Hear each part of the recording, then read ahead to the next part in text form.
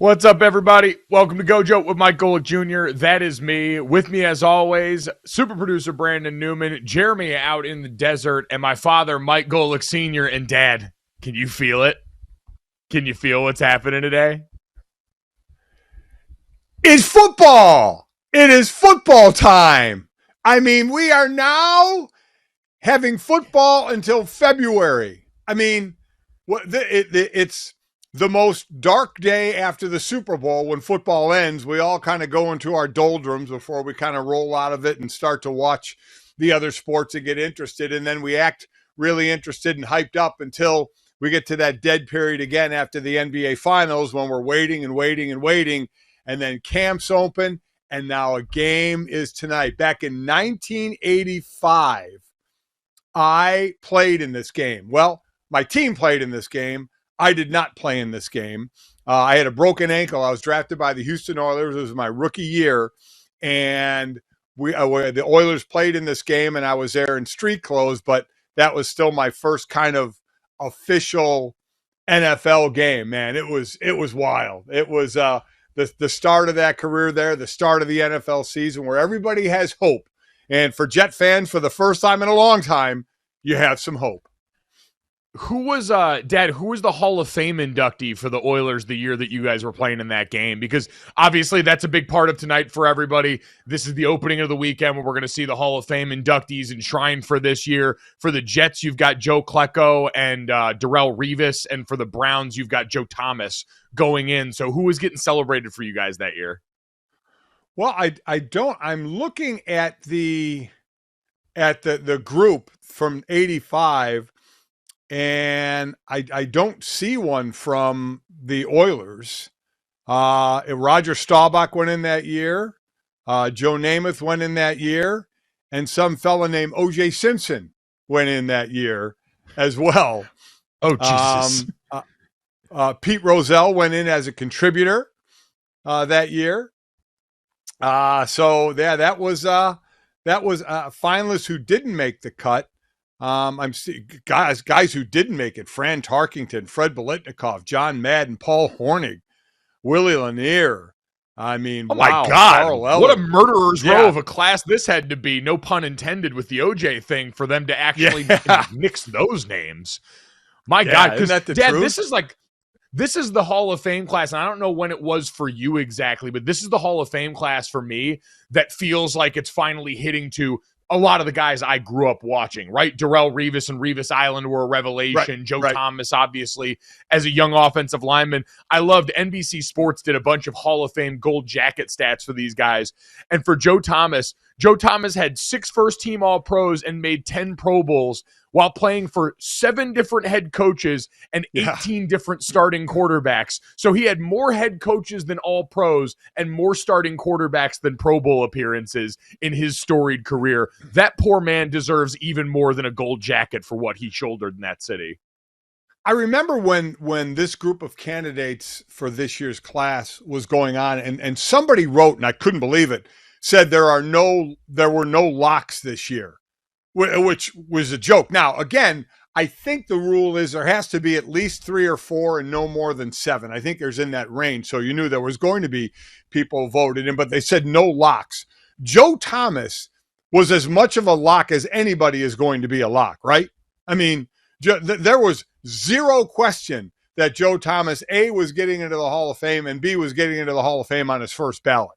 To think otherwise, I question anybody's stature as anybody commenting on this to think that Joe Thomas wasn't a lock.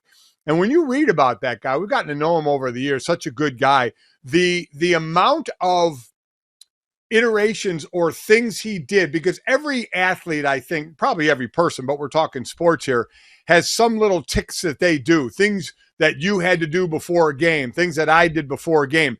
His list grew over the years to where he would have to leave early to go to the stadium or leave a team meeting to go to practice to get ready for practice or ready for a game because he had so many things that he had to do to prepare. And you know what you did? You let him do all those things because he was generationally the best left tackle. I was just going to say, for so many people, like if I, the undrafted free agent trying to make the team, and stood up and be like, Coach, listen, I got to go out to the field. I got to start my routine. Mike, shut the hell up and sit back down, you freaking moron. Joe Thomas says, hey, you know what, Joe, let us know if we need to send one of the rookies out with you to help with anything. They're not going to make the team anyway, so it'll be fine there. So it is an interesting reminder of how built different certain guys like that are. I did love, too, specific to this game, which we'll get to in a second because we got a great show for you guys today. As always, download, subscribe, rate, review. Leave us that 5-star rating. DraftKings YouTube, DraftKingsNetwork.com is where you can watch us. We got more college football chaos. Jared Carrabis from Baseball is Dead and Name Redacted podcast going to join us and break down what we saw at the MLB trade deadline, some of the fallout from that as we get ready for the home stretch of that season as well. And the Hall of Fame game, like we said, Sickos Unite. I am so excited to start pushing off plans and canceling on people so I can watch football games with the future me's of America playing deep into the fourth quarter of a lot of these. And, Dad, the other side, Darrelle Revis that we mentioned, because Joe Klecko was interesting. I didn't realize the only player that was voted to the Pro Bowl in all three positions on the defensive line is the distinction that he carries. But for Darrelle Revis, when you looked, it listed the teams every one of these guys played for. And usually Hall of Famer, you're a guy that was on one, maybe two teams, the team that drafted you, and then the team where you made your name and made your history that got you here. Darrelle Revis, one of the NFL's greatest mercenaries throughout his career, just seeing him tick off teams down there, as he was one of the originators in the league of taking short one-year deals, betting on himself, continuing to ball out, and then leaving to take a payday elsewhere. That man truly knew no country, and I really appreciated how he approached that early on. I always wondered if that would be more of a trend, and then you realize there are very few guys that can consistently go out there and just stick the other team's number one the way he did, so it probably wasn't going to happen. He was a guy that, man, football, while I'm sure he loved the game of football, he treated it as a business, and he did very well at the business end of football. And we should give a quick congratulations to those who have made it in. Rondé Barber, the only player in NFL history, 45 interceptions, 25 sacks. Coach Don Coryell, Air Coryell, first to win 100 games at both collegiate and NFL levels. Chuck Howley, the only player who was a Super Bowl MVP on a losing team. Then you mentioned Joe Klecko. You mentioned Darrelle Revis. The Bengals cornerback Ken Riley, who unfortunately passed away a couple of years ago, tied for fifth in NFL history in interceptions. Joe Thomas, DeMarcus Ware, the franchise leader for the Cowboys in sacks, and Zach Thomas, fifth all-time in career tackle. So a nice group going into the Hall of Fame, and what, again, starts an incredible weekend for them. We all see the induction ceremony, but players all say that the player luncheon is one of the great ones when they get that gold jacket, and just how that's something you and I will never see, but just that luncheon of how they're all there and all the gold jackets are there, or those who come in town, and just what a great experience that luncheon is. Yeah, no, I've heard that's the one, too, where the old Hall of Famers will get up and make speeches, and you get to hear from so many of the guys that, even for these Hall of Famers, were the guys they looked up to. So it is very cool. I look forward to checking out Canton when Zach gets inducted in like 8 years or whenever he retires. Yeah. But, Dad, in the meantime tonight, I know people are going to balk at this, because the Hall of Fame game is the extra preseason game on the schedule. Both the Jets and the Browns get 4, where the rest of the NFL's got 3 at this point. And we're not going to see Aaron Rodgers play. We're not going to see Deshaun Watson play. But there sneaky is a bunch of stuff. If you're a football sicko, and I feel like more and more of us are converted to that lifestyle, to look forward to in this game, between Zach Wilson, seeing what he looks like after his famous proclamation that he was going to make Aaron Rodgers' life hell when he came into camp. We'll see if he delivered on any of that. Jets fans probably concerned about Mekhi Becton. Seeing him, he's probably going to get 20, 25 snaps in this game. Their former first-round pick out of Louisville, who's been so banged up the last couple of years, trying to see if you make good on that one. So there's some stuff. If you look hard enough here, college football fans, I'm pumped to see Dorian Thompson-Robinson get some run over in Cleveland. He's competing for one of those backup jobs there, an unbelievable quarterback at UCLA.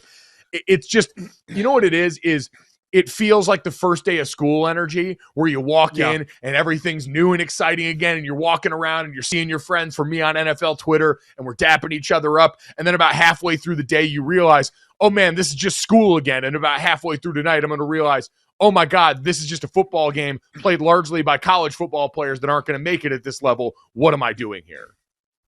Yeah, but you're watching football is what you're doing, and everybody's excited about it. You mentioned some of the top things going on. Kellen Mond is there, was with the Vikings, now with the Browns, trying to be the backup. He's the guy that's going to get the start tonight. You mentioned Mekhi Becton, a guy who was hurt 2 years in a row, lost 50 pounds, said, I am a left tackle, even though he may play right tackle, probably play left tackle tonight, not in the starting lineup yet, got his work his way back.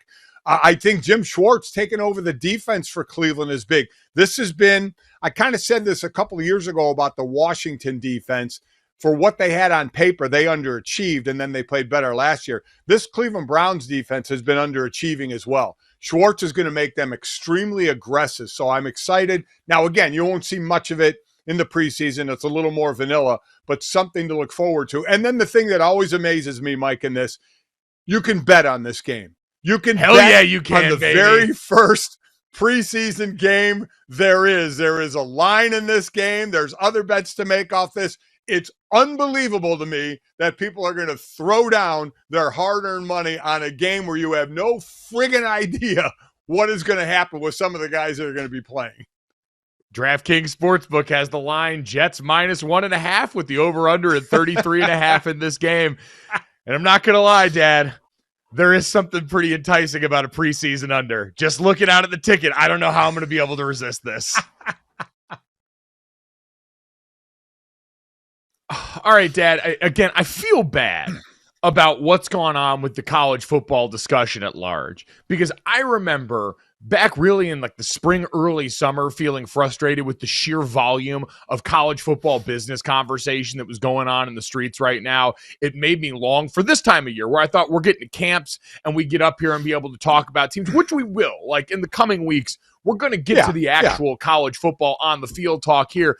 But I thought when we talked about Florida State for the first time this fall on this podcast, it was going to be about how, hey, listen, Mike Norvell actually stuck around long enough to make a team happen here. How everyone wanted to run him out of town a few years ago, but they financially couldn't afford that and are probably going to claim now that they knew they had their guy and stuck with him. And so now him and Jordan Travis are going to lead one of the most explosive offenses in college football. They went into the portal and did some pretty interesting things. And so you're excited about their prospect, a legitimate challenger in the ACC to Clemson and what's been going on in there for a while. And instead, we're going to talk about them relative to a meeting of trustees talking about potentially forcing their way out of the conference, not if, but when it comes up after more chaos yesterday surrounding the Pac-12 and other schools, also potentially getting poached by the likes of the Big Ten, Dad. Wednesday afternoon, Yahoo Sports reported that a small group of Big Ten presidents had preliminary conversations about potentially expanding with some combinations of Oregon, Washington, Cal, and Stanford.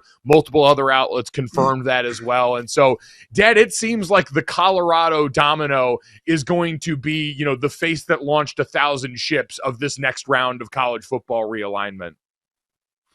This really made me dig a little bit, Mike. And so what have we talked about so far? Florida State, what conference are they in? ACC. Then we're talking about the Big Ten taking more teams from the Pac-12, basically leaving the Pac-12 worthless. Can I take you back to August 24th, 2021, not even 2 years ago? Brandon, if I could have a little bit of patriotic music right now, I would appreciate that. This is the article back on August 24, 2021. The ACC, Big Ten, and Pac-12 today announce an historic alliance that will bring 41 world-class institutions together on a collaborative approach surrounding the future evolution of college athletics and scheduling. The alliance, which was unanimously supported by presidents, chancellors, and athletic directors at all 41 institutions, will be guided in all cases by commitment to and prioritization of supporting student-athlete well-being, academic and athletic opportunities, experiences, and diverse educational programming. The three conferences are grounded in their support of broad-based athletic programs, the collegiate model, and opportunities for student-athletes as part of the educational mission of said institutions. Seriously. This was less than 2 years ago. Thank you for the laugh track on that. Less than 2 years ago, the Pac-12, the Big Ten, and the ACC all were arm in arm saying, guys, we're in this together. We are going to do things together. Now, we're still going to schedule differently, but we're in this together. We're going to make decisions together.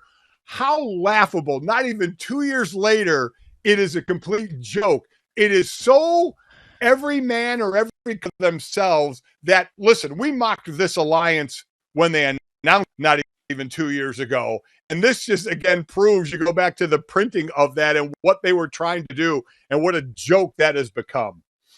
Yeah, it went from an alliance to the Red Wedding very quickly. And the results on the other side are ridiculous now, too, because there are reports out there. And I saw reputable people, Nicole Auerbach, our great friend over at The Athletic. Congrats on becoming NBC Sports official college football insider, by the way, Nicole. But saying that there are reports that the Big Ten didn't want to be seen as the ones firing the death blow into the Pac-12, as if prying USC out of the thing didn't open up the wound 2 years ago when you originally pulled that off. Listen, every conference needs to be honest with who they are now. Stop holding on to these notions of academia or clinging on to years past. You all hired business people for your conference commissioners. You're all playing in the muck right now, trying to just hoover vacuum TV dollars left and right wherever you can. Accept what you are now. You're a gigantic, which, you know what, quite frankly, is what conferences have always been. As I sat here for years and listened to people wax poetic about conferences and complain about how Notre Dame needed to join one, they've always been gigantic money-making vessels for their member institutions. Maybe in a year before it used to mean something, but for my adult lifetime, they have been means to a financial end, and that's where we're at right now. And so, Dad, I've stopped pretending to know what the timeline for any of this is going to look like right now. Matt Brown, who does one of the best college football newsletters out there, Extra Points. If you don't follow it and you care about these things that are happening in college football, you should be following it. Detailed all of the understandable red tape that's going to come with this, right? If more teams were going to join the Big Ten, you're going to have red tape about adding maybe a potentially fourth television partner to deal with the inventory. Right. There is the actual political blowback of these things because of all the different states that would be involved in this. Obviously, these are decisions made by university presidents. They have nothing to do with the football people. These are decisions made high above their payroll. But the bottom line is, Dad, it's probably going to happen here at some point. And everyone needs to wave goodbye to that antiquated notion, because I saw a lot of ticked off ACC fans talking about, well, what has Florida State won recently in the last 20 years? Looking at the Pac-12, Dan Lanning took shots at Colorado. Like, this is just people jumping off the Titanic trying to get into lifeboats. In Colorado's case, it had nothing to do with how good or bad they are. They're a warm body at a time where the Big 12 needed them. And for the ACC and Florida State, like, this is brand building, baby. And Florida State's one of the brands that's going to outlive everybody else. That's the cold reality, but it's the reality nonetheless. Yeah, it is. And there's different things for different schools. Like Florida State's $120 million buyout. Then there's the court. They'd have to go to court for the rights fees of the TV deal, which goes to 2036. In the Pac-12, Pac-9, whatever the hell they are now, it's about, okay, do we want to stay and try and rebuild this, or do we want to go and do what's best for our program? Then, as you mentioned, this is the presidents. This is not the coaches or not the ADs. Stanford currently has their president that just stepped down. Ohio State doesn't have a permanent president. Northwestern is probably going to lose their president if just lawsuit after lawsuit gets slapped on that school. So this is, do you want to talk about something that's in motion, but man, what direction it goes, I have no idea outside of knowing it's going to end up with a couple of super conferences. And just know the Big Ten wants you to know, guys, this was never personal. Just putting a bow on everything with college, Dad, like, if we were asked to be somewhat predictive in this, I do think it's going to be the four corner schools that probably head to the Big 12 first, because you've got to look in order of necessity. Like, those are the schools that are going to need a home. Oregon and Washington are the big players in this conversation. Clemson and Florida State are the big players in this conversation. And because of that, they know they're going to have a home in this new world order of the Big Two between the Big Ten and the SEC. I think it's everyone else, kind of like we saw with Colorado, who outside of, Utah, who certainly back-to-back Pac-12 championships, they've been a contender, but television-wise, we know it is what it is. Outside of them, everyone else is just going to be someone looking for a home. And I think Arizona State fall into that. And anyone we might see, it's going to be way more difficult for the ACC because of their TV deal. But I think we'd see movement on that first. And again, I think you're going to just see teams acting out of desperation right now that ultimately, for the viewer, isn't going to change much. Like, yes, if you are a huge fan of a particular conference, it's going to take away some of the regional variety. It's going to take away some of those rivalries that you've grown up with potentially and affect what was traditionally a regional sport. But we've seen this thing push a national for a while, and we're going to get to this fall and I think be amazed at how insulated this still feels from all the changes on the outside, how each of these Saturdays still feel like something special, especially in a world where we know we got more teams making the playoffs soon. That's never going to change, Mike. And listen, this isn't the first time teams have jumped conferences. It has happened. And the complaint was, oh my God, we lost that rivalry. And you know what happens? Everybody gets over it. Everybody fills the stadium to watch their team play, even if it isn't against that rival team anymore. You're still going to watch it. So I agree 100%. One thing that they're going to need to be careful about, you're pulling a lot of teams from the Pac-12 to the Big Ten, and let's assume it's going to happen because it's going to happen. Now you're going to have a handful or so teams from the Pac-12. So if you're going to get to 20 teams, you're going to have divisions. Are you going to have a Western division? You have to be careful because, again, you got to pull in a fourth TV partner of when those teams are going to play one another. But let's remember, those teams playing one another now in the Pac-12 hasn't garnered much ratings for them to get any kind of a great TV deal. So you while those teams will still play each other geographically, it makes sense. All right, well, mercifully, we're going to get far away from one sport that was largely regional, gone national, and head to another right now. We're coming off Major League Baseball's trade deadline, and that means we need some help sifting through and sorting through the wreckage. And to help us do that, we have got our good friend Jared Carrabis, co-host of the Baseball is Dead and Name Redacted podcast. He is brought to you by DirecTV, home of the most local Major League Baseball games. Jared, how you doing, man? I'm hanging in there. How about you guys? No complaints, man. We're surviving right now. We're getting ready to start our season. We know you're in the middle of Major League Baseball season right now, and we're coming off the deadline here. So I guess probably starting with the thing that most casual fans were enamored with going into the deadline and had ripped away pretty quickly. The Shohei Ohtani saga with the Angels, they decide pretty quickly not to be sellers. They're going to hold on to him. They go and actually turn into buyers at the deadline and get ready to make this postseason push. Where do you handicap them right now as a team that can realistically not only make the playoffs, but make the playoffs and hold on to this generational talent? That was a huge mistake. they never should have done that. I tweeted that yesterday. I mean, like Lucas Giolito, who I love, goes out there, gives up 9 earned runs to the Atlanta Braves, which, I mean, that's the best lineup that I've seen in quite some time. But yeah, I know, like, they were in a lose-lose situation because on one end, you want to commend them for actually going for it. I think a lot of people would have been upset if it's like, yeah, they're like, what, 3 games out of a playoff spot, 4 games out of a playoff spot. They have the 2 best players on planet Earth, and they're just going to punt on that.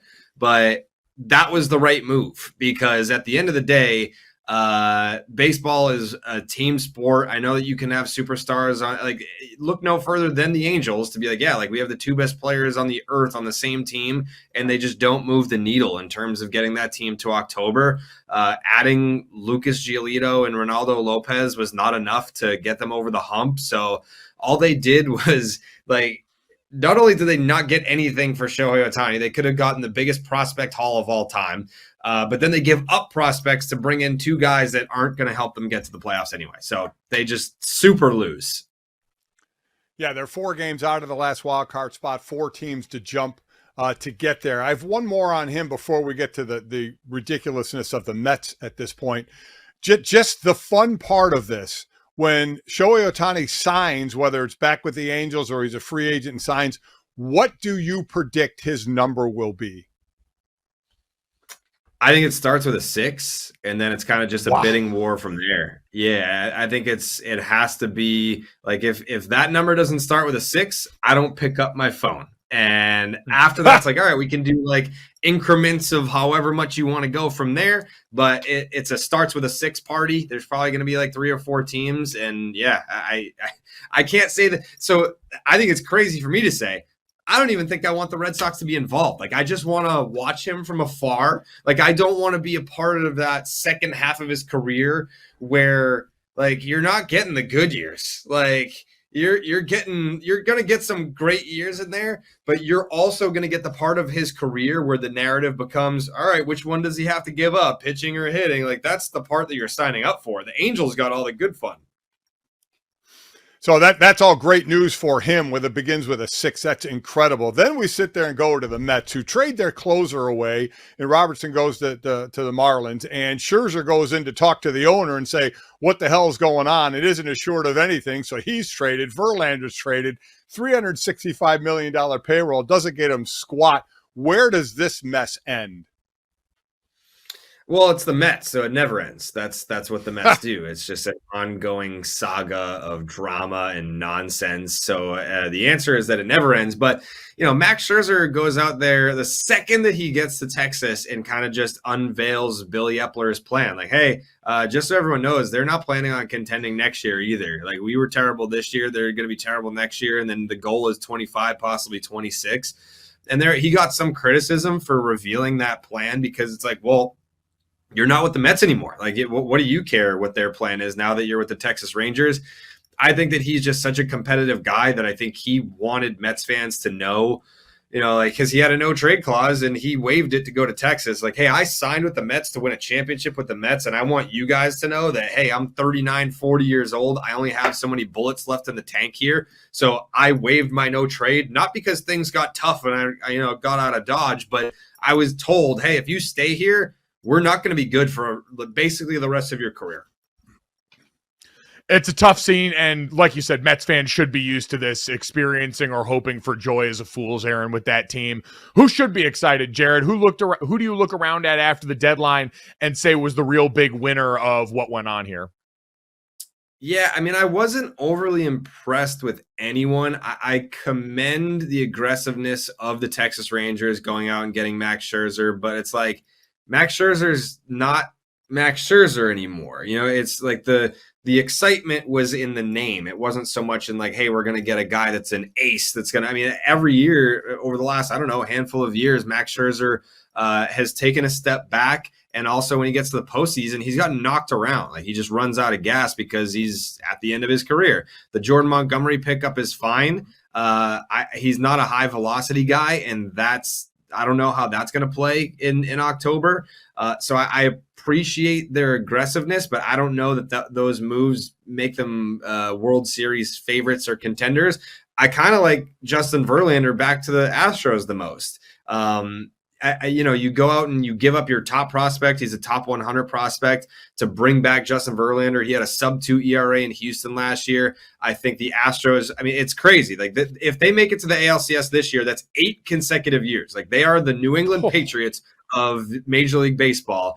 And what I respect so much about them is the fact that they have gone to 7 straight American League Championship Series. And they were like, we're going to give up our top prospect to make sure that we go to our 8th straight. They're not like, we went to 7 straight. Like, we don't have to give up our top prospect for a 39-year-old Justin Verlander. But they did it. Like, they made that move. And that's coming off winning not just an ALCS appearance. They won the World Series last year, and they're still going for it. So I kind of like that move the most. So as far as maybe the surprise teams, which I think if you don't have a horse in a race, you may root for. Now, Baltimore was better than 500 last year, 100 losses a year before. Cincinnati did have 100 losses last year. So maybe Cincinnati's the more surprising team this year. But of those two, Baltimore and Cincinnati, which team has the longest legs of continuity to be near the top of their division or in playoff runs? Baltimore for sure. Their lineup is no joke. They have a pitching prospect, Grayson Rodriguez, who has not pitched well this year, but he's supposed to. So I feel like that's a guy that eventually somewhere down the line, like he can be a frontline guy. I mean, the Orioles, aside from getting a rental in Jack Flaherty, who hasn't had the best season this year either. Like the Orioles have yet to kind of make their move. Like they have a ton of prospect capital to deal from. They're not going to be that team that goes out and hands out a $300 million contract, but they do have the resources to make a trade for a frontline starter. Like they were in the mix on Dylan Cease, something like that. So I feel like they're kind of that move away from actually being a really scary team. Whereas the Reds, they're 27th in starting pitching ERA, and they didn't make a trade for a starting pitcher for some reason. So, yeah, I would put the Baltimore Orioles at the forefront of the teams of the future. Excited for them, excited for the home stretch of the season, Jared. We appreciate all the help on this one, man, and hopefully we'll have you back soon as we get closer and closer to the baseball that we all love coming up here later in September, October, and beyond. Thanks, man. I try to make as many football references as possible, so I try to make it easy for you guys. Well done. You do. You spoon feed it to us. He knows his audience very well. Appreciate it, man. It is amazing to me, Mike. He's been around us enough to know. He does. But it is amazing to me what Baltimore has done. Tied for second with most wins right now. You have Atlanta sitting there at 69, and then Tampa Bay, which got out of the gate so strong. In the AL East, they have 66 wins along with Baltimore, but I just love seeing, newer teams at the top, right? We haven't, like I said, Baltimore was over 500 last year, but I think the year before had like 110 losses, Cincinnati 100 losses last year. It's just good to see. And there's that good young talent in Cincinnati, not, unfortunately, as Jared said, not on the pitching side, but certainly, in the field and the hitting side of it. But two teams you hope can hold on to that. And as Jared said, he looks at Baltimore doing that the most. It's amazing. We were in Cincinnati for the Jordan Cornett's golf outing there, and how people were buzzing, and overall just really excited about having multiple teams in their market doing really well. They talked about their FC team in MLS doing well, but you've got obviously a great young core with the Bengals and Joe Burrow and Jamar Chase and T. Higgins and all those guys. But then they're looking over at Ellie De La Cruz, and what they've got there is a generational type talent also in their lineup on a team that's performing really well. And just what that does lifting a city. Since he's a great sports town, I've loved seeing it for them. So you're right. It is nice seeing a little bit of change of pace amongst that, even if, like Jared said, ultimately we look up in what's going on and what will happen in October in the world of baseball. And it does seem like, man, the Houston Astros, as much as people wanted to hate them for everything that happened with the trash cans and how everyone felt robbed of their hate tour in the 2020 season when there were no fans, the train just keeps on rolling with that thing, man. And Dusty Baker just sits there with his hand folded, watching his team do his thing.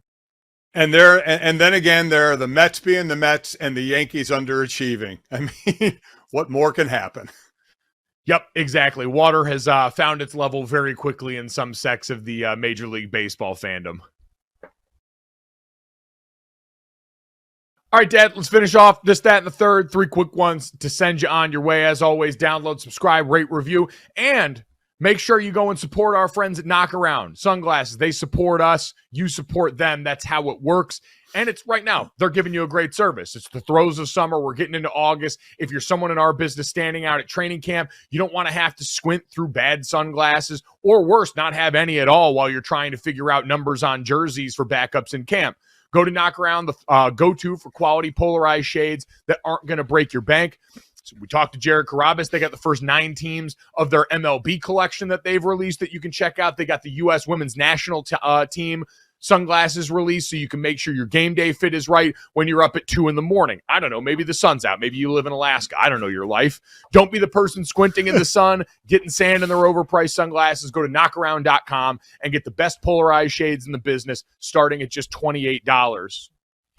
Hey, they saved me the last couple of days. I had 2 golf tournaments. One we were together in Cincinnati, and then another one here at Notre Dame. 2 beautiful days. Sun was out. Had my knockarounds on. No squinting. And I actually golfed pretty well. And I drank pretty well. See? They will make you golf better. That is not a guarantee. You can't legally pursue Knockaround for that. I am just making false promises. All right, Dad, let's get to this, that, and the third and get on out of here. Let's start with this. This one, man, long overdue, and just happens to involve me and Brandon's former head coach and Brian Kelly. Brian Kelly announced to LSU that this year they're going to deliver injury reports for this college football season with probable, questionable, and doubtful or out designations on Mondays, Thursdays, and Saturdays, along with the hockey-style clarification of ailment, upper body, or lower body injuries before each game. And, Dad, there's some specific reasons based on what we've seen happen in college sports recently, all the gambling impropriety that we saw happen at a couple of SEC programs, to basically say, we're going to give this information out so that no one's tempted or trying to get leveraged by people on the outside looking for information and running to sports books like idiots telling people, no, I've got inside information directly from a coach I'm texting right now. Some really dumb people out there, but you're exactly right. That's what you're trying to cut off here is people getting called, players getting called, or giving out insider information. So players on the Monday and Thursday reports will be cited as either available or unavailable on Saturday before each game. But I love the hockey designation. Right? Remember, this isn't a rule. They've been kicking this around in the SEC of what to do with the injury report. This is not mandatory. They're going to do it at LSU, but I love it is the hockey upper body, lower body illness. That's it. That's all you get. But at least you get something. And you're right. Listen, the betting world, it was billions of dollars illegally. Now it's billions of dollars legally. So now this is a way of giving that information out so nobody has to go to other sources to get that info. No, I think this is a long time coming too. I always figured this would be the case, and I figured gambling would be the driver one way or another. But also, I think this is better for players too. You can't be murky about a player's injury status. You've got to deal honestly with the bodies of these young people that, again, still don't have a union to go to bat for them. So no one's mandated to do this. None of the leagues. The SEC said this isn't something on the table for them right now. But this is something I hope other programs feel pressured into following as it goes forward. Because, again, I do think it benefits the athlete for the programs to have to actually disclose this to the public so they can't hide this stuff. So why do you think it's I have my thought, upper body, lower body illness, and they don't specifically say the injury? I mean, listen, I know, and it sounds horrible to say, but we did it. Listen, if I played against an old lineman and I knew he had an elbow, if he was listed as, doubtful or probable or questionable because of an elbow, and he played, you're damn straight I'm going to hit that elbow as I'm trying to pass rush. I'm just going to do it, and I wouldn't be alone in that. So I wonder if that's part of it at all, to not give out the specific reason or specific injury of not saying that, to make it maybe a target on the field.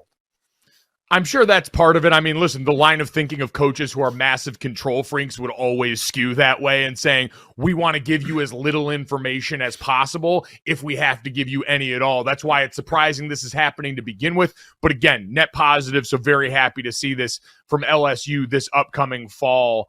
Dad, let's get to that. This one, so I had to double check with our buddy Jason Fitz on this front here, as it was reported over the last couple of days by People Magazine and TMZ that Taylor Swift is set to pay out massive bonuses to her crew, everyone from the dancers, the riggers, sound technicians, catering, amongst others, and including the truck drivers, bonuses totaling in over $55 million. It had been reported that she had gifted truck drivers on her tour $100,000 each ahead of their Santa Clara spot over the weekend. Our buddy Jason Fitzdad, who spent his time obviously in the band Perry for 7 years, I checked with him. I said, is this something normal that an artist would do relative to, the success of their tour, the dollar amounts?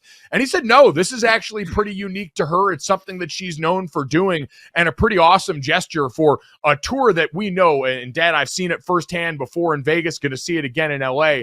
Is incredibly involved, takes a ton of people to make work. So it is good to see them being rewarded and compensated extra for what's been a monster success. It's awesome to see. Now, listen, this tour is going to make her over $600 million. But to hand that kind of money out. And I remember, we go to, and when we can, go to like a Kenny Chesney concert. And I remember he had a double-digit number of 18-wheelers that had to move his set around. So for her, thing, I mean, you were at it. What a production it is. I wonder how many truckers there are And again, $100,000 for each of them, not total, for each of them, as well as all the others you mentioned, totaling over $55 million. That's just, listen, it's a great move. It's a class move. It's her taking care of her people. They put on incredible shows. It's been a long tour that's going to continue to go. I know it's going overseas as well. So kudos to her for doing this. There are around 50 truckers for her U.S. tour. So that is how much material is needed to go and make one of the greatest shows I've ever seen happen. Shout out to her. Very cool move. Dad, let's get to the third. We want to preface this by saying the kid's okay. An 8-year-old boy in the South American nation of Bolivia allowed a black widow spider to bite him because he wanted to become Spider-Man, according to health authorities here. The kid found the spider, made it bite him, trapped him and brought it home, and then unsurprisingly started not feeling great and was taken to the hospital. Again, able to get through this, but Dad, Brandon made the point yesterday in our meeting. It used to be video games getting blamed for all the problems in America and in the youth when I was a kid. And now apparently we're going to have to blame the inundation of superhero movies for a generation of kids looking for spiders trying to change their life. I mean, wow. You just now again, he's 8 years old. So, it's tough to sit there and, say you got to know better, but letting a spider bite you and actually thinking that's going to happen blows my mind. And again, the bottom line is the kid is okay. And that's the most important thing. But I wonder if this is like the only one that we have reported. I wonder if others have tried this before. How many spider bites a year we have in the name of trying to turn yourself? Because honestly, when you look at how so many different superheroes got their powers, like, we're never going to be able to encounter the levels of gamma radiation needed to become like a member of the Fantastic Four or Bruce Banner. Neither of us were born gods, so that's out for us. And neither of us are smart enough to be Batman or Tony Stark. And so this is probably your quickest gateway to superhero-dom if you are going to go that route. Yeah, because remember, don't get lost in the thought that Batman got bit by a bat for superpowers. Batman isn't a superhero. So, I mean, that he just has a lot of stuff, as a billionaire. So we're glad the kid's okay. Word is he can spin a web pretty well now, though. So, that's a positive out of it. Mike, I'm going back really quickly to you. 50 truckers, $100,000 each. How much is that? $50 million. No, come on. $500 million. 50 truckers times $100,000. Add your zeros in. $55,000. It's $5 million, you idiot. Actual retail price sold. And I win both showcases. Download, subscribe, rate, review. Thanks so much. We'll see you tomorrow. Go. Boom. Money in the bank.